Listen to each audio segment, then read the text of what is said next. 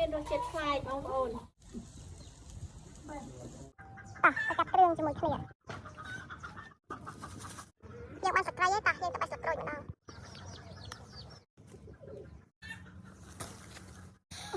ហើយយើងបានគ្រឿងហើយតោះយើងទៅធ្វើទាំងអស់គ្នាខ្ញុំមានមាន់ខ្សែចំនួន3ក្បាលខ្ចី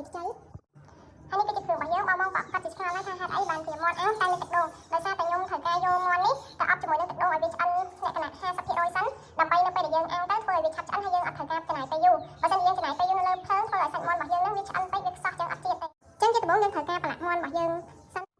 នេះប្រេងខ្យងទឹកត្រីបន្តិចទឹកស៊ីអ៊ីវយើងដាក់បន្តិចយកក្លិនប៊ីចេង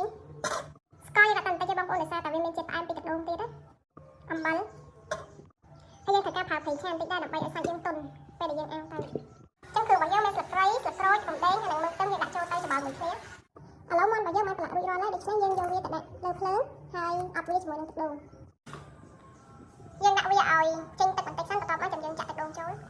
ឥឡូវសាច់មាន់យើងបាននៅលើភ្លើងមិនព្រោះហើយដូច្នេះយើងចាប់ដាក់ចាក់ទឹកដូងចូល